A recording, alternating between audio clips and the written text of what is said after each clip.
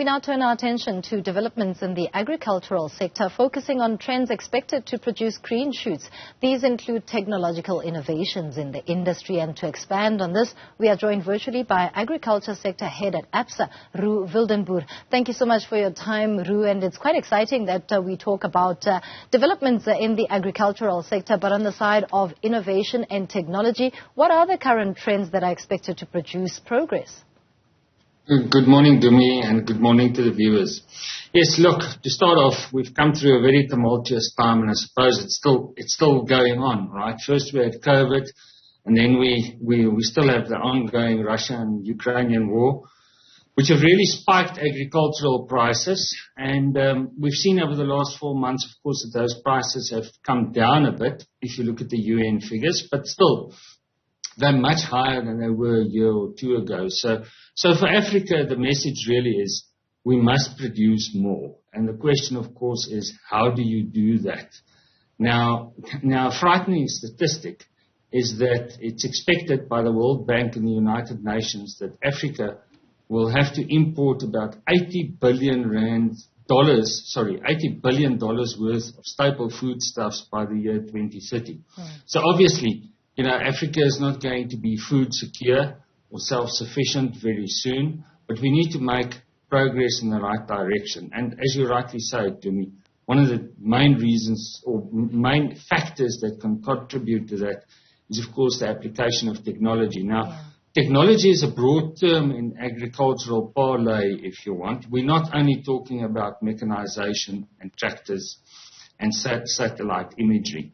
Technology in the agricultural sphere also includes disciplines like GM foods or GM seeds and organisms. It also includes science and scientific investigation and research into diseases and into which seeds would fit soil profiles better than other seeds, for instance. And in that instance, I have to say, there's a lot happening the world over, because all the major food manufacturers, let's call it seed manufacturers and fertilizer manufacturers, are seeing what we are seeing, and that is that we are very soon not going to produce sufficient food. So for Africa, I think the first quick win, and quick wins in agricultural terms spans years. It's not, agriculture is a long-term activity. But a quick win, I would see, is for Africa to introduce genetically modified organisms more and more. It's only really 4 countries in Africa that currently do that. And I think that could lead to a lot of yield enhancement over the next couple of years. Now, it's a slow process. We've seen China has now approved some GM organisms for research. We're seeing it's happening in Europe as well. And I have to say, in the countries that have adopted GM seeds, we've seen significant yield improvements. Now, it's not only the GM organisms that were responsible for that. Agriculture is a system, and there are various factors at play. So if you take GM seeds, you improve your agricultural production methods, which means you need a lot more agricultural advisors. And you improve your fertilizer use, for instance. There is the possibility and potential for Africa to produce a lot more staple foodstuffs. That's fascinating, Roux, and particularly on the genetically modified developments in Africa. What's to be said about regulations that exist that make the dispensation ripe for such progress to be made, especially when we think on the side of ensuring that African countries welcome new entrants within the agricultural sector? It has been a long overdue call in the country as well as on the continent.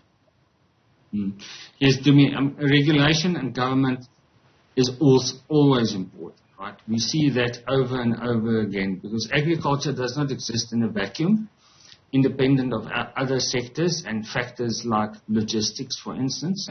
You need a holistic program or strategy to develop your agricultural sector, and a very important component of that is the development of logistical systems. And by logistics, I mean roads, railways, electricity, waterways, ports, etc., etc. So we see that that's still lacking in Africa, of course. In some areas there are improvements, but the most common red tape in terms of imports and exports, border controls, those are all factors that governments can improve, that can ease up the movement of goods. Now, the easier goods move, the more affordable they become, right? Irrespective of where they are produced. So definitely, I think from a regulatory perspective, there's a lot that can be done. In terms of GM organisms specifically, I expect that process to progress quite slowly, unfortunately, but it has to progress. What we're also seeing and expecting and needing in the agricultural sphere in Africa is the better use of fertilizer. Now, Africa's use of fertilizer is, in rough figures, more or less a third of what it is in South America and in Europe and in North America and in the Far East. Now, by the sound application of appropriate fertilizer programs, there's a big win in yield enhancement that can be achieved as well. And there's a lot of research taking place now. If you look at spatial research and soil analysis, that has become easier and easier with the advancement of technology and also cell phone technology. Yeah. Now, it's not uncommon or unthinkable that a farmer somewhere in Zambia or Ethiopia or name any country can send a picture of his soil or a sample of his soil to a local office which can analyze the soil and advise him as to what fertilizers to use and when to use them. It would be the same when his crops are starting to emerge. You know, we get that technology is developed where a farmer can take a picture of his field and an agricultural advisor at a seed company or a fertilizer can advise him as to what to do next. The beauty of technology. Those technologies are exactly. We'll have to leave it there. Thank you so much for your insights. That is Roux Wildenboer, Agricultural Sector Head at Absa, talking to us about these developments